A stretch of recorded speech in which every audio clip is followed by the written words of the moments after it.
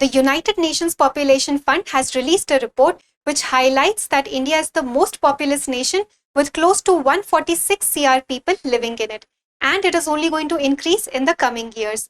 But the total fertility rates in India have fallen below the replacement levels. Hello and welcome to Drishti IAS. My name is Saloni Nankyoliar, and in this video, we'll analyze the highlights of the report in terms of India's growing demographic dividend and falling fertility rates.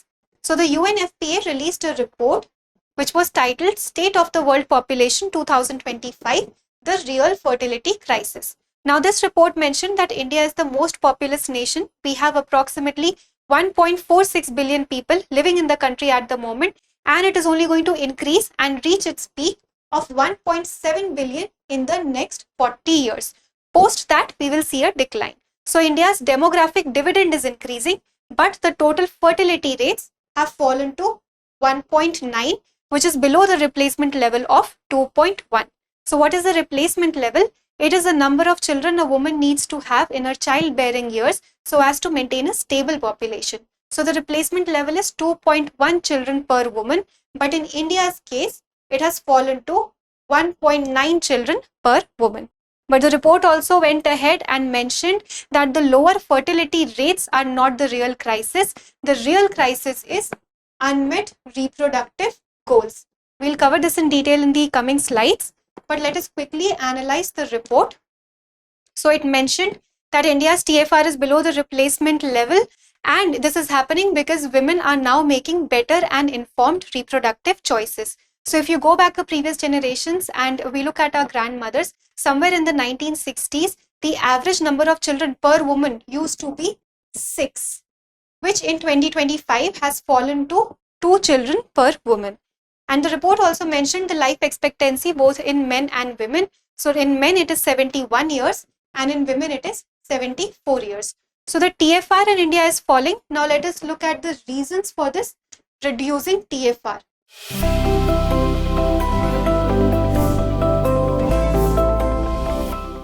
So the reduction in fertility rate is directly linked to the better employment opportunities, better education facilities, better career opportunities that women in India have these days. So it was seen that women who had access to 12 plus years of schooling had a fertility rate of 1.7 versus women who never went to school, they had a fertility rate as high as 2.8 children per woman. So we see that with better education, women were able to make informed reproductive choices. Then the use of increased contraceptive and reproductive health care is also one of the reasons.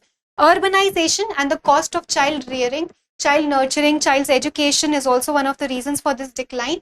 Delayed marriages and childbearing, changing lifestyle and aspirations. Whether or not women want to have children, how many children do they want to have, when do they want to have these children. So these are also some reasons that we see that there is a decline in the fertility rates of India. The report also highlighted that despite the lower fertility rate, India's demographic dividend is increasing, which means that the maximum people that we have in India fall in the working age population. The working age population of 15 to 64 years. So we have around 68% people falling into this bracket. Now this is both an opportunity and a risk. An opportunity because we have these youth, and if we can provide the youth with skill set and employment, we can generate great economic growth out of it. So we have the youth, but we don't have employment. If we have employment, then we don't have the skill set. If you're able to bridge this gap between youth, employment and skill set, we can leverage a great economic growth out of it. And that is the reason it also becomes a risk that without jobs, these large working age populations can lead to unemployment and social unrest. Naturally, they can be drawn to peace disturbing elements and create social nuisance in the society. So in order to avoid all these things, we need to ensure that we are able to employ our youth effectively.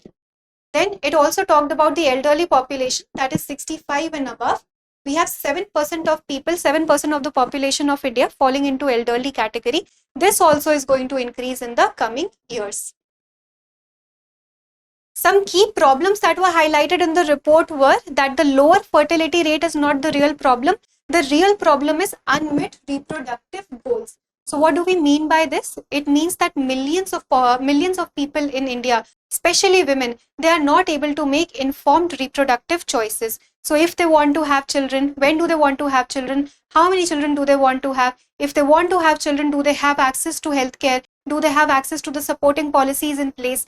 These are the things that a lot of women in India still do not have, and this is what the unmet reproductive goals look like.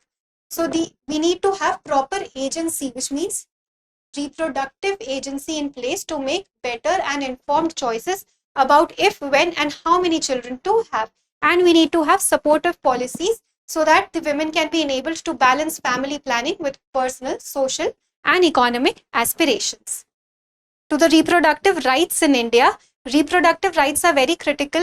In fact, the Supreme Court in many of its landmark judgments has made it clear that the reproductive rights fall under Article 21 of right to life and personal liberty. So we have a lot of legal framework like right to access contraception, right to maternal health care, right to safe abortion, right to reproductive autonomy, right to information and education, and protection against forced sterilization and coercion.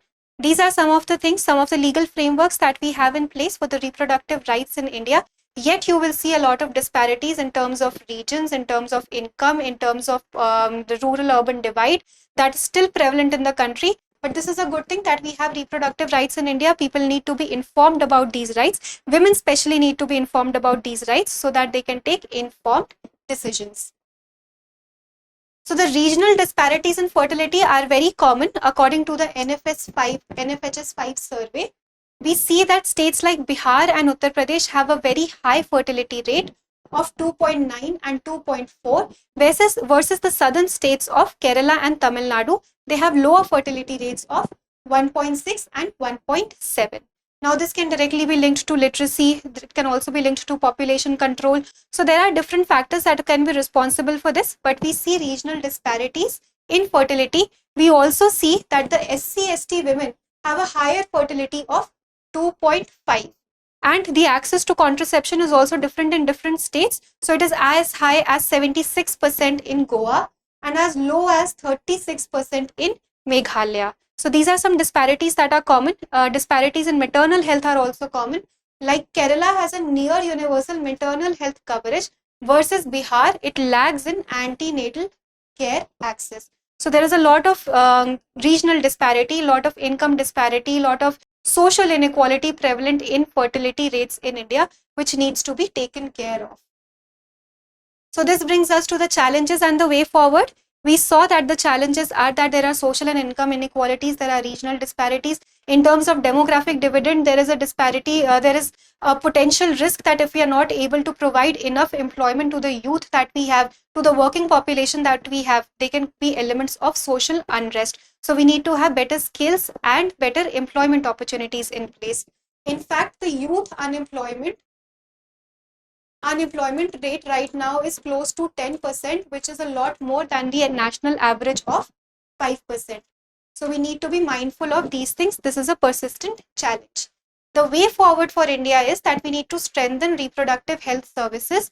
We need to invest in our healthcare and social security. We need to focus on job creation and skill training. And we need to empower women to make free, informed choices about family size, irrespective of the region that they belong to, irrespective of the income slab, and irrespective of the tribe that they belong to. That brings us to the end of this video. Let us quickly summarize what we learned so far. That India's fertility decline is a part of global trend. This means that globally, especially in the Scandinavian countries, in the European countries, in the Western countries, we see that the fertility rates are going down due to different reasons that we already discussed. So India's fertility rate decline is also in line with the global trend. That is not the real issue. The real issue still is the lack of reproductive freedom across women of all sections. This is something that we need to empower women upon on making better and informed reproductive choices. And India's demographic dividend is an opportunity. In fact, it is a limited time opportunity. Why limited time? Because we saw that we are going to see our peak of 1.7 billion in the next 40 years. Post that, it is going to decline. So we have very limited time in hand, and we need to be mindful in using that time to create better employment opportunities and provide skill training to our youth. And we need to address inequalities so that our economic and social stability can be maintained in the country. So that was all for today's video. Let us see if you can answer a practice question for prelims and mains. So with reference to fertility rates and demographic transitions in India, consider the following statements. India's current fertility rate is above the replacement level. India's demographic dividend is supported by a large working age population, and decline in fertility rates can strain social security systems in the long term. Which of the above is or are correct? 1 and 2 only, 2 and 3 only, 1 and 3 only, or 1, 2 and 3? Please provide your answers in the comment section below. Also practice this question for mains. India's fertility rate has fallen below the replacement level, signaling a significant demographic shift. Discuss the implications of this trend for India's social and economic development. Also highlight the roles of reproductive rights and gender equality in harnessing the potential demographic dividend. Try answering this question in 250 words. So that was all for today's video. Thank you for watching. Until we meet the next time, please keep studying and keep revising. For more informative content, like, share and subscribe, and do not forget to press the bell icon to get the notifications.